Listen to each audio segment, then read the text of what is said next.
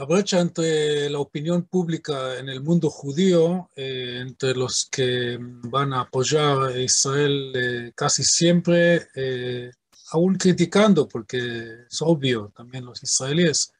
están criticando su gobierno, es obvio en cualquier democracia, así debe ser. Pero una cosa es criticar dentro de un contexto de identificación y otra cosa es una crítica que ya niega el derecho de Israel de existir y eso es lo que vamos a ver hoy en día, los últimos años, cuando vamos a encontrar judíos dentro del BDS, ¿no? Y eso empieza mucho antes que el BDS surge alrededor del año 2000. Eso empieza antes y uno de los hitos a este cambio de opinión pública en el mundo judío es la intifada, la famosa intifada de 1987, en diciembre de 1987, cuando la población palestina de Cisjordania y también de la Franja de Gaza empieza una rebelión tipo Mahatma Gandhi, con violencia, pero no con armas, sino con piedras, con manifestaciones, y el ejército israelí, que no está preparado para este tipo de disturbios, en algunos casos utiliza fuerza excesiva y hay muertos, y con eso la opinión pública en el mundo está criticando a Israel de una forma feroz y la opinión pública en el mundo judío también empieza a tener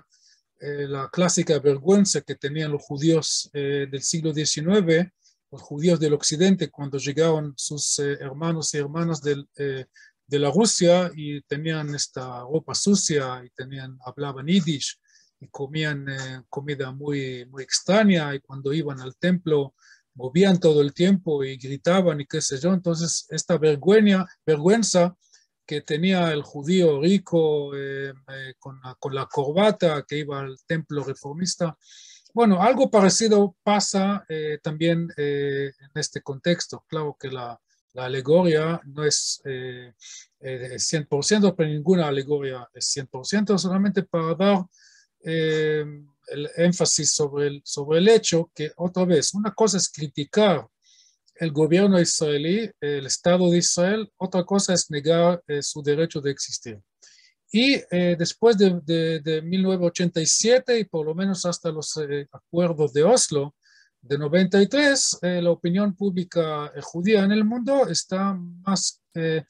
y más criticando a Israel de una forma que va más allá de una crítica legítima. Entonces hice esta comparación con este judío rico y reformista que tiene vergüenza por ver su hermano o hermana en las calles de Nueva York o en Buenos Aires hace 100 años. Bien, pero hasta que lleguemos a la intifada de 87, todavía falta un pedacito más para explicar por dónde va el asunto, por qué la cosa se hace tan compleja. Entonces tenemos la guerra del Líbano, que su motivo oficial y legítimo fue una lucha contra el terrorismo aplicado por la OLP desde el sur del Líbano contra Israel. Pero el ministro de Defensa de aquel entonces, Arik Sharon, que más tarde va a ser primer ministro de Israel y va a volver a luchar contra el mismo Arafat, que fue su enemigo en 82, en la guerra del Líbano, él tiene ideas que van más allá de solucionar un problema de seguridad. Él piensa que con razón, o sea, tiene sentido su pensamiento, pero otra vez, a veces el sentido común en el Medio Oriente no pega con la realidad, pero para describir su sentido común de Sharon, él entendió lo que a muchos americanos le causó mucho para entender que el problema fundamental, el factor más peligroso en cuanto la tranquilidad o un proceso de pacificación, no necesariamente paz, pero por lo menos que haya menos violencia menos inestabilidad en el Medio Oriente, este factor es la OLP. Por ende, hay que hacer todo lo posible en todos los campos para eliminar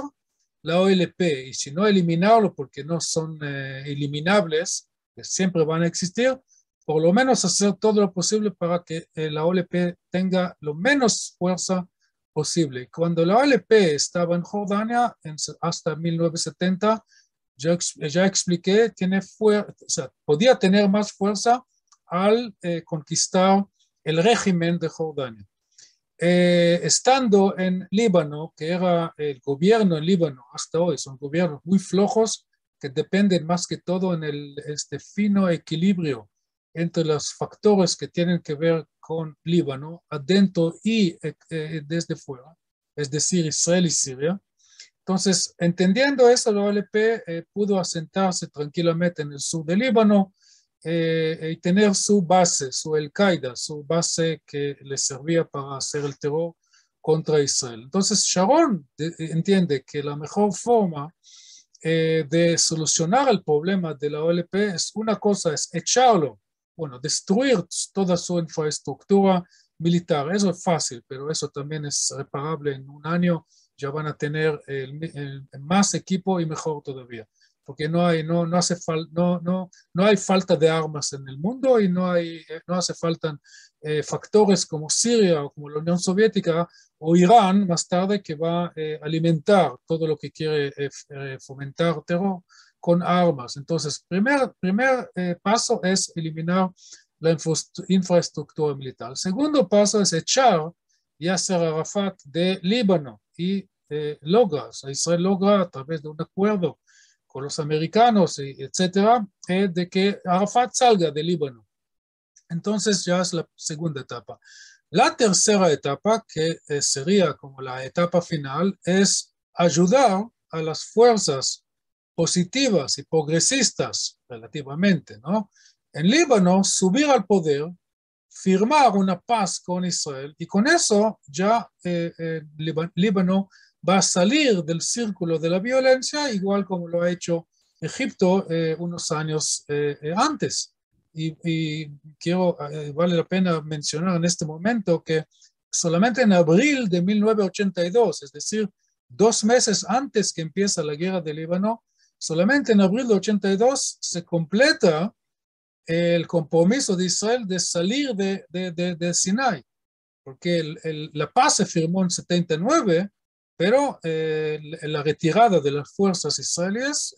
duró 3 años como parte del acuerdo, no fue un truco, un engaño, no, son cosas que llevan tiempo. Es más, Egipto insistió, Israel aceptó por razones que no tengo tiempo de explicar este error de eliminar todos los asentamientos judíos en Sinaí, que estaban muy pegados a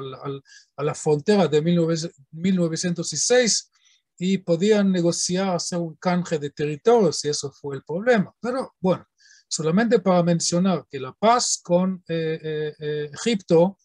duró, o sea, y sostuvo esta crisis que un ejército de Israel está en Beirut. Y eso porque, aunque en este momento ya Mubarak era el presidente, y él no tenía la misma postura pro-israelí como tenía Sadat, que él también,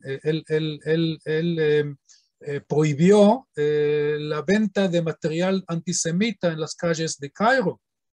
porque él entendió que parte de la paz es preparar las almas para tener una paz en la próxima generación, pero sí, el pueblo en Egipto sigue aprendiendo de los antisemitas, de los protocolos de los sabios de Sion, entonces, ¿cómo va a haber una paz de verdad dentro de los pueblos? Bueno, Mubarak dejó eso, pero por lo menos mantuvo la paz entre los gobiernos o entre los estados, y él, a pesar de la invasión del ejército israelí a Líbano, él no rompió la paz con Israel, aunque muchos países en el mundo árabe exigían que lo demandaban de hacerlo, porque él entendió, igual como Sharon, que Arafat es una pesadilla para la gente en la región, en el Medio Oriente, que quieren pacificar las cosas para mejorar la vida de la gente en todo el mundo, en todos los estados, en Egipto, donde sea. Entonces, Sharon logra conseguir estas dos etapas. Sharon, que es el ministro de Defensa de Begin. Begin sigue siendo el primer ministro, pero en asuntos de seguridad, él sigue la línea de Sharon. Entonces, la tercera etapa también fue conseguida. Muy poca gente sabe que en el 17 de mayo de 1983, Israel y Líbano firmaron un acuerdo de paz. ¿Y por qué nadie habla de eso? Porque el día siguiente, en el 18 de mayo de 1983, el presidente libanés que firmó el acuerdo de paz con Israel, un cristiano, Jumael, fue asesinado. Y con eso se terminó la paz. Y con eso Israel entra a años y años y años de una pesadilla militar en Líbano que duró hasta el año 2000. Y la presencia de Israel en Líbano por 18 años, desde 1985 solamente en una franja de seguridad en el sur, colaborando con el ejército libanés local, el ejército del sur de Líbano, que eran la mayoría cristianos, que ellos sabían que cuando Israel se iba a salir, Israel van a ser masacrados por los musulmanes. Por eso, por ejemplo, yo tengo un vecino que él fue soldado del ejército de Líbano, que en el año 2000 vino con toda su familia a Israel para sobrevivir. Entonces, en la presencia de Israel en Líbano, si bien solamente en el sur y con razones que tienen sentido, también hicieron mal imagen al Estado de Israel, y el hecho que en lugar de la OLP entró Hezbollah, una pesadilla peor todavía, no molestó a la gente que criticaban a Israel, porque ellos decían, claro, porque si Israel está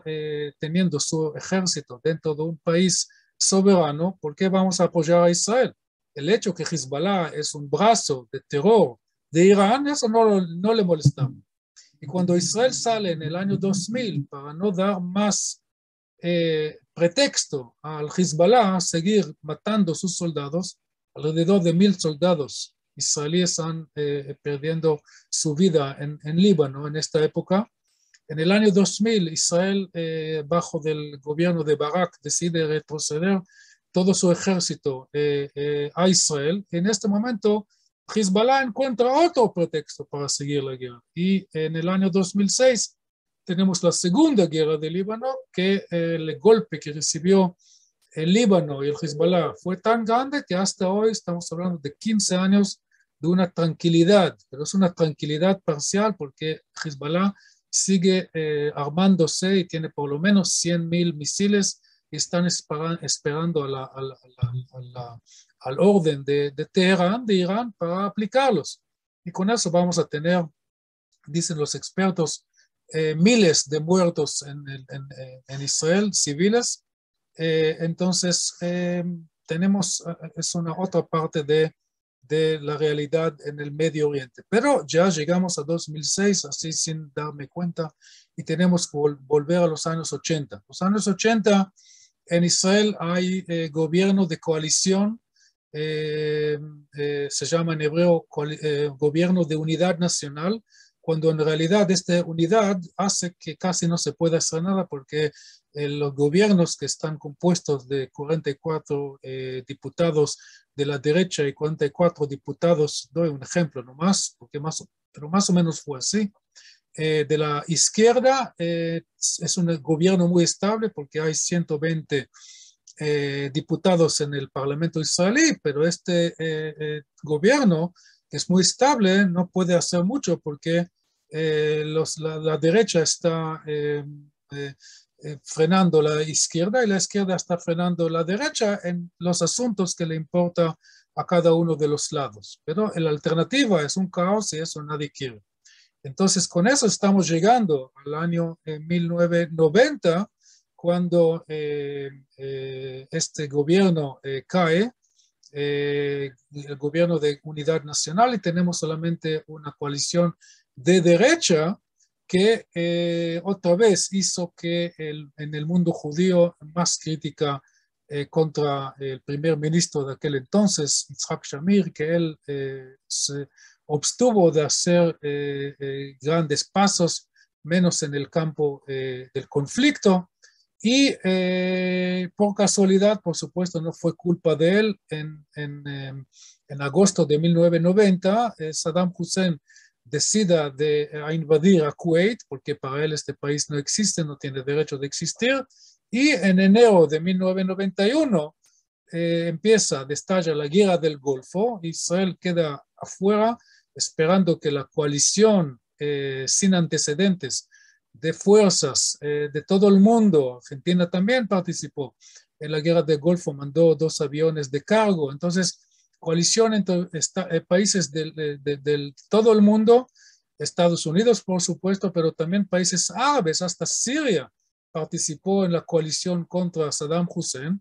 y cuando termina eso en marzo de 1991, ya y con la caída de la Unión Soviética, ya como es un nuevo mundo, llegó a solucionar otra vez los problemas del Medio Oriente, y en octubre de 1991 tenemos la conferencia de paz de Madrid, que empieza en el estilo de Ginebra, o sea, todo el mundo se junta y supuestamente van a hablar todos juntos sobre los problemas, pero no, solamente se encuentran para una ceremonia inaugural de la conferencia de Madrid, en Madrid, por eso se llama el Colmo de Madrid. Entonces, de ahí en adelante ya van a tener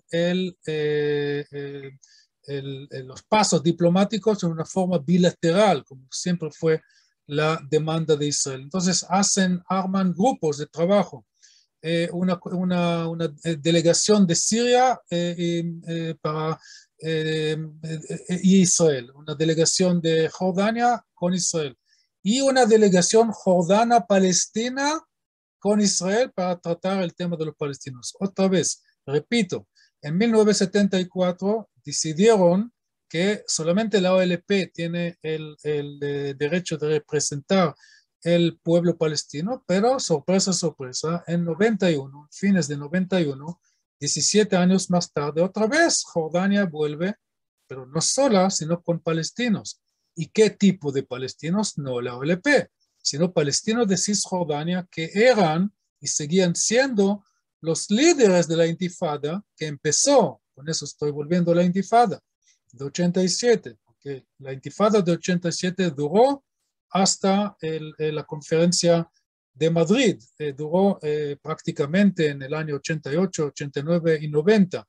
3 años, y durante estos 3 años, al principio de esos 3 años, surge un nuevo liderazgo local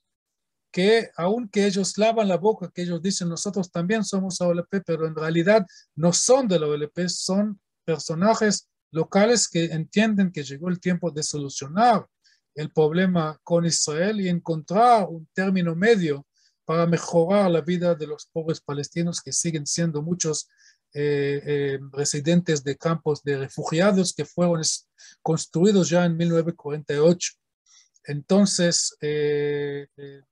este momento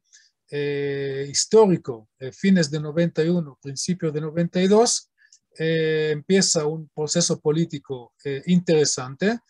el cual se hace más interesante cuando en junio de 92